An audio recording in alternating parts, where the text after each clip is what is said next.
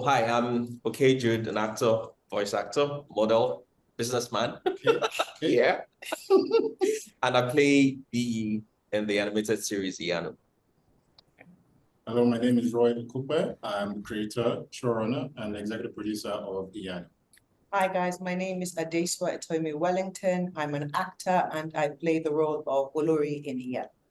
Hi, my name is Stella Damasus. I'm an actor and I play the role of Mama Sewa. Awesome. I want to speak directly to the creator of the series. When you were looking for your next project, why IYANU? Why not? Sorry, that's an insight. I mean, there's a lot of reasons why IYANU. I think for me, one of the biggest ones was one of the things I thought about before I had a child was if I had a baby girl, what is something that I could create that she would enjoy to either read or watch, but also something that she would be able to see where her roots are from. IYANU is in a way a love letter to my baby girl, Harrell. And yeah, to me, I've always wanted to see stories like this being told from the Nigerian perspective. And that's pretty much how we got here with IYANU. That's excellent. And I wanted to ask the cast, like when you were looking at the script or when you were approached with this idea, like what made you say yes? Was this an easy yes? Was it let's wait and see? I want to hear your stories as well. Well, I suppose I can start. It definitely was an easy yes for me. I am a huge fan of Roye. I worked with him on something else called Malika, and it was a passion project, and I absolutely enjoyed my time on that. I think he's incredibly gifted.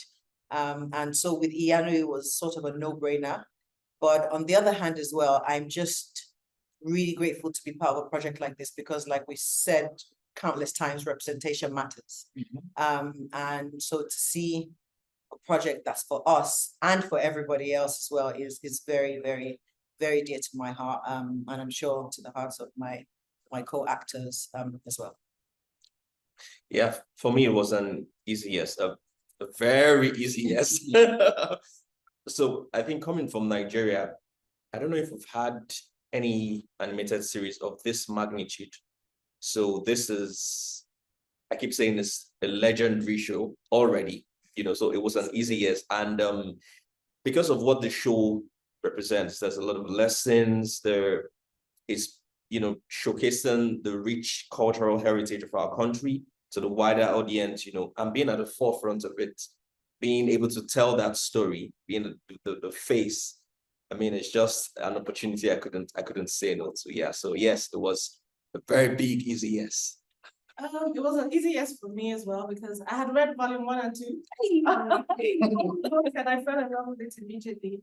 More importantly, it gave me a hope of what we can do as well as Africans and as Black people as a whole. And of course, he's a master writer already. So when the opportunity came and they said, "Would you want to be a part of this?" Of course.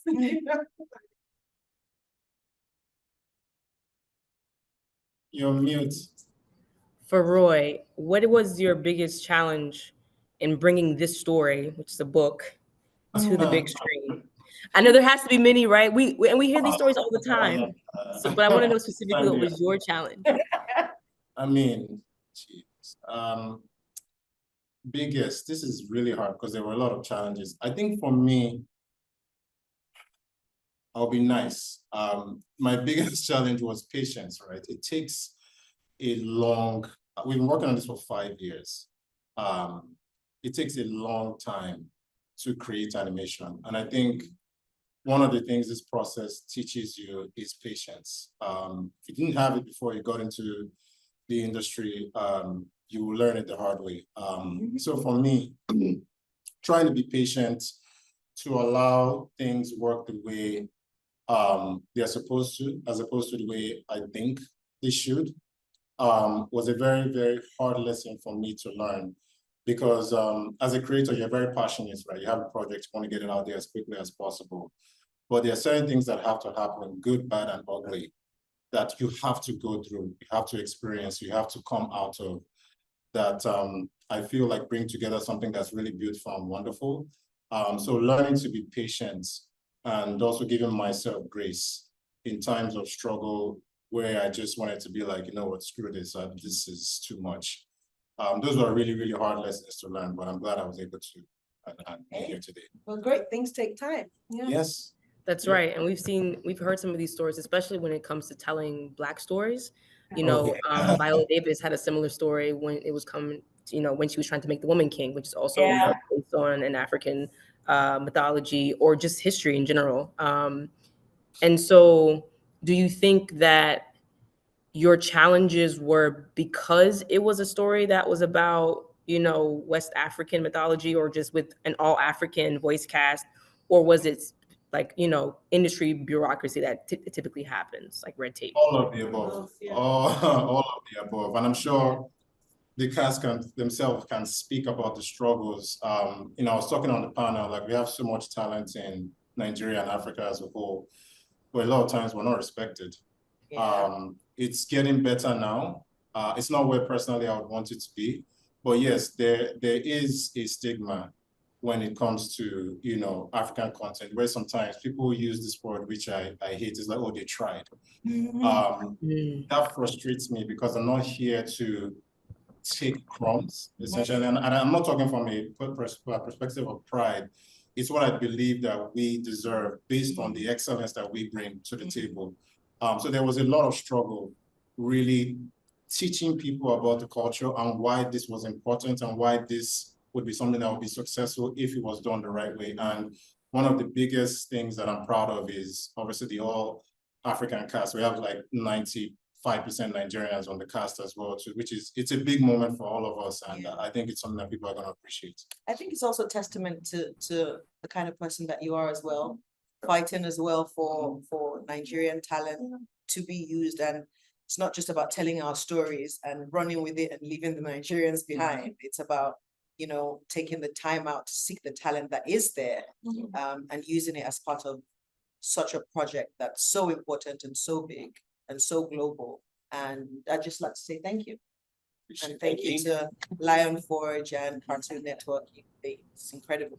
It's a huge platform. Cartoon Network's been around since before I was a kid. Y'all grew up watching it. So a huge platform as opposed to releasing it on an indie type of platform. So huge platform, including Max, right? People stream now what they do upon television. So that's excellent, and congratulations. I want to speak to the cast members now. Can you tell me a little bit about your character? And as if I've never read the book, never seen any of the clips, never seen anything, who is your character and how are you different or the same than them? Good. Okay, so I play the character Olori, and she is pretty much IYANU, the lead character's mentor, her guide, her teacher, the one person that she has and she can depend on. She prepares her for this journey that she knows that she's going to take, and because she knows what her destiny is, and she knows the amount of work that she has in front of her. So she's pretty much her person, and the person that takes her on this journey teaches her how to fight and, you know, life skills and all of that. And if you think of my character, just think of an African mother. And that is who she is. Give you equal parts discipline and equal parts really deep love. And in that sense, we are similar in the sense that I have two boys. I've been blessed with two boys. And I obviously know how to strike the balance between being a mom and also being a teacher at respective times. And obviously I also had to channel my mother because my mother is, you know, she's a strong woman, and it really helped me with playing Olori. And I just feel so blessed to be part of something so special. I play Shewa, Mama Shewa. She's also a mentor to the lead character IYANU. Mama Shewa is like the matriarch of her community, and she's also one to help IYANU, to guide her through the same journey, to make her aware of who she is. She also has history. Mama Shewa has the history of the land, you know, just to make sure that IYANU is equipped with everything that she needs on her way. I would say I have more similarities with Mama Sewa as well, because I'm a mom of two adults, 25 and 22, and going into their teenage years, you have to strike that balance, like Adesua said. Yeah. You know, be very disciplined, but at the same time, treat them with love and kindness, you know, so you don't send them away. But it's so amazing how Roye is able to capture the lives of very strong female leaders who as African women, who have not been portrayed the right way for a long time. So this means so much to all of us, honestly. So I play Biyi, who is also a friend to the lead character, IYANU. It's more like IYANU's guy, if I use that word. You know, but he's also a very naughty guy. And it's a funny, very witty, you know, guy. And I don't know, I would say B is more like that part of me, you know, people who sing in their bathrooms, you know, and don't sing outside. So B is that kind of guy who is a personality that not a lot of people know about me, you know, but having to dig deep and bring him out, you know, bring him to the fore, to bring Biyi to life was just an awesome experience. And I'm glad for the work we did. And just so I was going to say one more thing to that. For people that like references, if you watch Star Wars, right? Let's say IYANU was Luke Skywalker.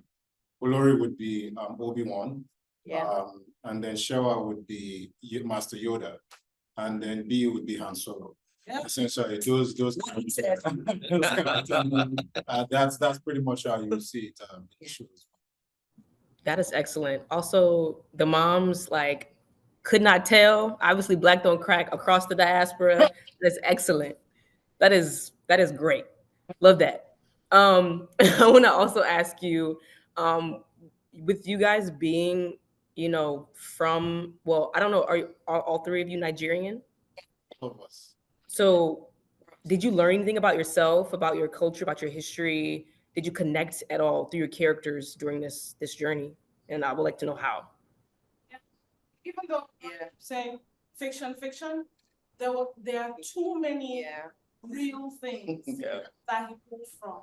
There's a lot of the Yoruba culture and tradition that I had no idea about. You know, so that taught me a lot, because I read the book first, the book itself, and then I actually went on Google and I started searching.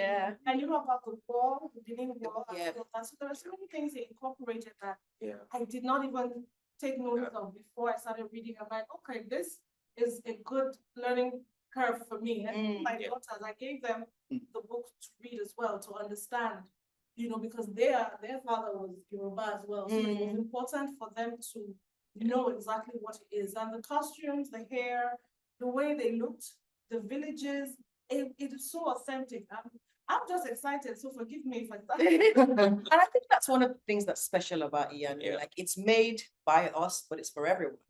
You know, we get to share our culture the way we want to, with the authenticity of our culture, the hairstyles, the costumes, the history. It's almost like a history class, only that it's really exciting. You know, because if you're sitting trying to learn history, no offense, but it really is incredible. It's very exciting. It's visually stunning.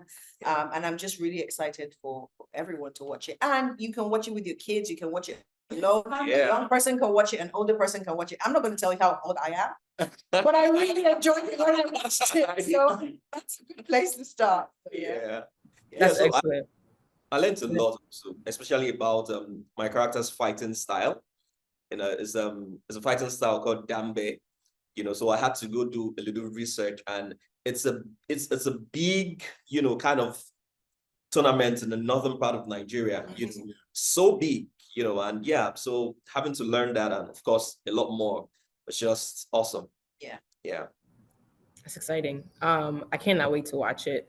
Obviously you guys are in DC for BlurredCon, which is a celebration of Black nerds and our culture, and how beautiful and diverse and immersive it is. What has been your experience at BlurredCon, and is it different from kind of receptions you've gotten in other parts of the country or the world? I mean, this is not my first time here with, at WordCon. So for me, look, anytime you get to see a lot of Black people just having fun, not worrying about the stuff that we have to worry about every single day of our lives, no matter where you are on the planet, it's a blessing to just see Black people just enjoying themselves. Black people from all parts, doing all, you know, like dressing up, like having fun, talking about shows they love, you know, selling books, like looking at, you know, Black creative people expressing themselves. I think the celebration just gives you joy, because a lot of times, you know, when we talk about our culture, I'm not talking about Nigerian, it's just Black people in general, you know, there's a lot of trauma involved, right? So the more we get to see Black people happy, normal, enjoying life, whatever it is, doesn't have to be a convention. I think it's always a plus. Yeah, if I was to explain it in one word, I'd say Black excellence. Yes. Yeah. I love to see Black excellence. It's such a heartwarming, beautiful thing to be in a space and to take up space and to create some of the most amazing things and to sit into that creativity and to share all that work and all that love. It's such a heartwarming experience, and I can't wait for more people to have the opportunity to be in these sort of spaces where it's nothing but love and positivity and people rooting for you and dressing up and having a good time. So many intelligent Wonderful. people as well. We experienced a guy who knew the history Yeah, of so many different styles, hairstyles, where this is from, where that is from. I just realized that it's not just about dressing up. It's not. They know a lot of things about everything that they enjoy. So Black excellence, Black intelligence, Black everything, that's good. Black intellect. Yeah, Beautiful. This has just felt like home, away from home. Yeah. That's what I would say. You know, seeing your people, you have this feeling like you're included in something Bigger than you. grand, you know, bigger than you. Yeah. So that has just been the aura, you know, felt being at BlackCon. Yeah.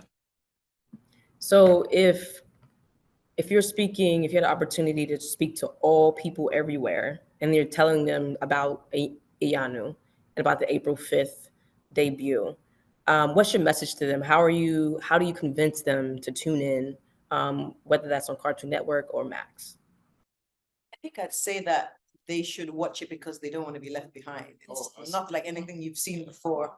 Haven't seen anything like it before. You literally, and I'm not, you know, it's not one of those things where you're like, you haven't seen anything like it. No, you really haven't seen anything like it before. So I'd advise you to watch it so that you're not left out. And also I'd advise you to watch it because it's such a great experience. Beautiful experience. I would ask you a question first. I would ask you, when was the last time you could all sit in the living room together? I mean, every generation, your grandfather, your father, you, your child, at the same time watching content that's entertaining, educating, everybody, and visually stimulating, like everybody at the same time. When was the last time? You know, because now you have to rate everything, but this one, you can all see it, you will laugh. You will cry, you will get excited, but all together fun for everyone. I would say you have to watch it because this is Roy's baby. Yeah. And it has Adesua, Stella, Damasus.